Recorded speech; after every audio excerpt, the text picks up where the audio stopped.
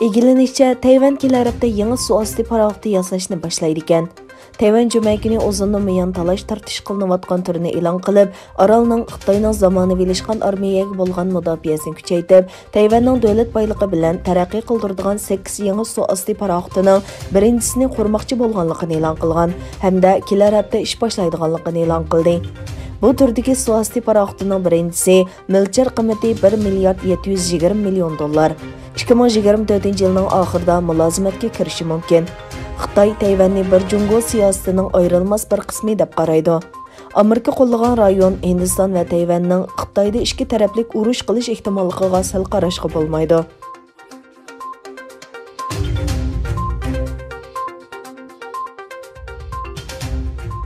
Amerika va Yevropa Xitoyning F-35 urush aeroplanining muhim kompyuter yumshoq detalini egallab olganligi to'g'risidagi ayblashlar bilan ovotlashdi.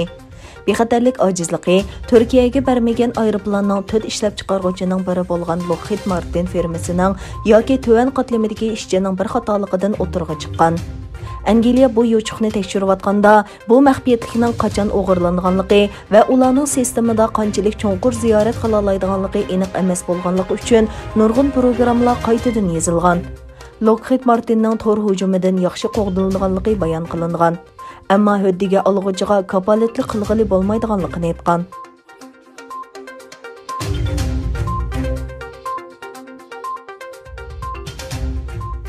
Hava armiyasiga tava F-16 kurashchi aeroplani Tayvanda mashq qilayotganda yo'qolib ketgan.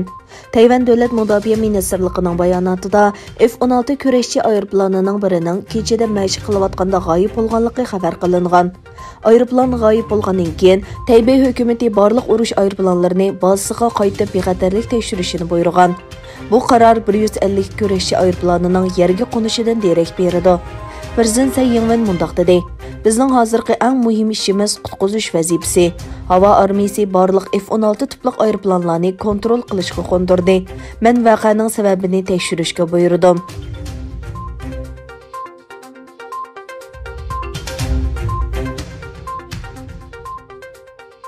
Baza tashkilotining hozirgi rahbari Ayman Zavahiri Afg'onistonda kasal sababidan qazo qilgan.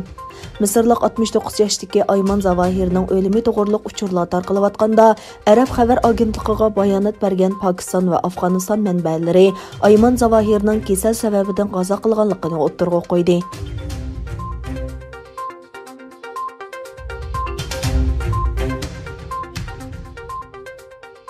Kishini hayron qoldirgan voqea Germaniyaning Essendagi universitet doktorxonasida yuz berdi. Doktorxonadagi munosabatlik bo'limining 44 yoshlik bosh doktori 44 yosh va 50 yoshlardagi ikki og'ir Xitoy virusi bemorini o'lim yanglisi bilan o'ldirdi. Voqeaning 13 va 17 noyabr yuz berganligi aniqlandi. Doktorning maqsadining bemorning azobini yeniklatmoqchi bo'lganligi aniqlandi. Ma'lum bo'lishicha, bu ikki bemorning kasallanining nihoyatda og'irlashgan va doktor yangnini urishdan burun bu ikkilarning yaqinlariga bemor bilan xo'shlashing degan.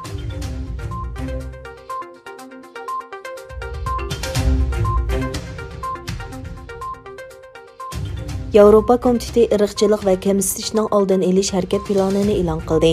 Yevropa İttifaqının icroiya tarmog'i tayyorlagan 5 yillik harakat plani hozirgi qonun ramkasini kuchaytirish, irqchilikqa qarshi turish uchun moslashtirish ishxonasi qurish va Yevropa İttifaqi xodimlarining ko'p xilligini oshirish qatorliq maqolalarni o'z ichiga oladi.